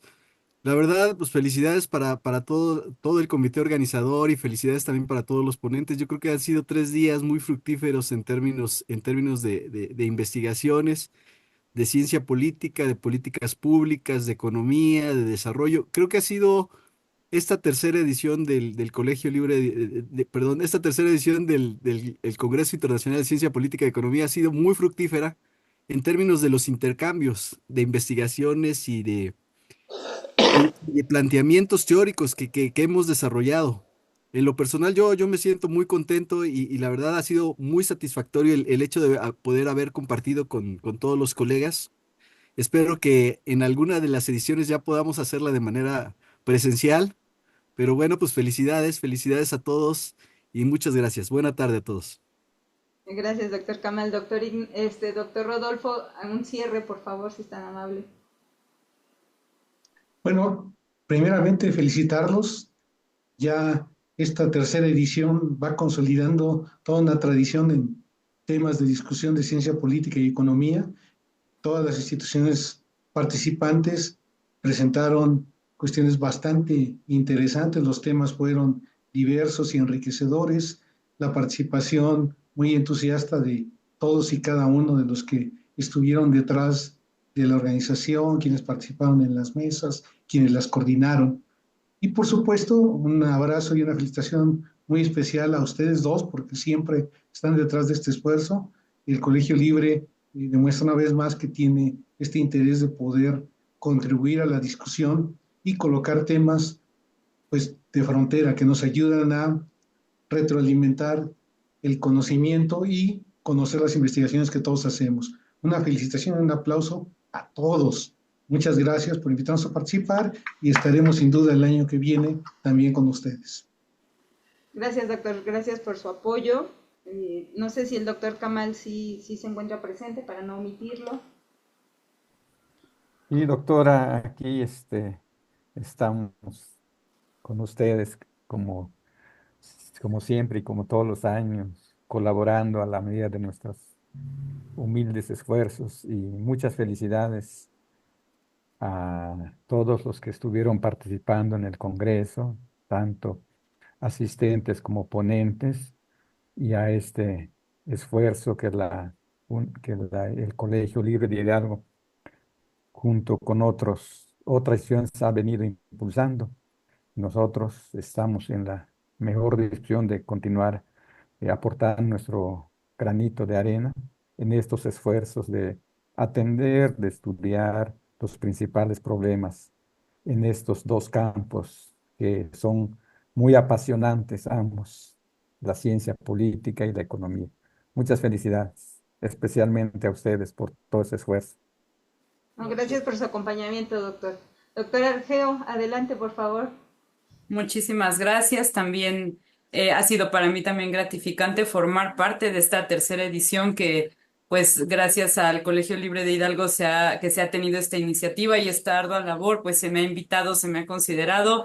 Ojalá me puedan seguir considerando también en las siguientes ediciones y con gusto estaré participando con ustedes. Gracias a todo el equipo de trabajo que además pues nos han acompañado otros doctores que no están ahorita conectados en la clausura, pero que también han estado trabajando arduamente porque salga pues bien este evento, ¿no? Gracias a todas y todos los participantes por mostrar un poco de sus investigaciones. Sabemos que a veces los tiempos son muy cortitos para poder exponer todo lo que tenemos, pero pues sí, también comparto la idea de mis colegas de que esperemos que alguna edición, perdón, del Congreso pueda ser presencial o híbrida para que podamos estar pues también conociéndonos, forjando estas redes de investigación que se hacen pues a lo largo y ancho de nuestras instituciones. Y pues bueno, nuevamente muchas gracias y a nombre de la Universidad Autónoma del Estado de Hidalgo y del Instituto de Ciencias Sociales y Humanidades, les damos las gracias por esta consideración en la organización del Congreso. Muchas gracias, doctora. Bueno, pues como bien mencionaba la doctora Geo, la doctora Carolina se encuentra en Suiza y obviamente por horario no le es posible cerrar con nosotros esta actividad. Lo mismo el doctor Juan José García Escribano de la Universidad de Murcia. Pues bueno, les agradecemos, les hacemos llegar nuestro agradecimiento, nuestra felicitación por la participación. Lo mismo al doctor José Antonio Taguenca Belmonte y a la doctora Rocío Vega del Bugar, se encuentra ya dando clases. Pues en su mayoría yo creo que todos han sido catedráticos de este colegio Y pues bueno, nos falta el doctor Kamal por ahí, pero ya lo tendremos en algún momento en nuestras aulas. Pues nada más compartirles que en breve estaremos haciéndoles llegar sus constancias y como todo es perfectible, pues les vamos a pedir que nos hagan llegar al correo también sugerencias, aportaciones para una nueva edición que podemos mejorar. Creo que siempre hay algo que hacer, algo que cambiar, hacerlo híbrido, presencial. Y bueno, yo agradezco a todos y cedo la palabra al presidente del colegio, pues que nos da la oportunidad y estos espacios también. ¿Qué tengo más que agradecer a todos, al nombre de la comunidad del Colegio Libre de Hidalgo, los amigos, los docentes del colegio? Le damos las gracias a estos organizadores que han dado éxito a este congreso. No solamente ellos, también a los que participaron, a los que han dado mucho de sus investigaciones, que nos va a servir mucho para nosotros, para nuestros alumnos en general. Yo creo el próximo año esperamos que sea híbrido, no totalmente presencial, pero sí le vamos para conocernos de cerca, para continuar dialogando nuestras ideas, porque el tiempo no ayuda hoy en 15 minutos expresar sobre mi resumen de nuestra investigación. El próximo año, por el apoyo de ustedes, coordinadores, la verdad, todo mi aprecio, todo mi querer hacia ustedes, que vamos a hacerlo presencial y también las dos cosas, ¿no? Y así paramos nosotros para darle la clausura de estas actividades, ¿sí? Del tercero congreso, edición del Congreso Ciencias Políticas y Economía, siendo la hora 5:07 de la tarde. Hoy les cerramos este congreso tan hermoso. Muchas gracias. No, y me faltó darle las gracias a mi equipo. Hay cosas detrás de cámara que no se ven, pero también Alexis, que está aquí con toda la parte de diseño. Pues muchas gracias, Alex, también hace posible que esto se lleve a cabo. Nos vemos en la siguiente edición. Excelente tarde a todos. Muchas gracias, saludos.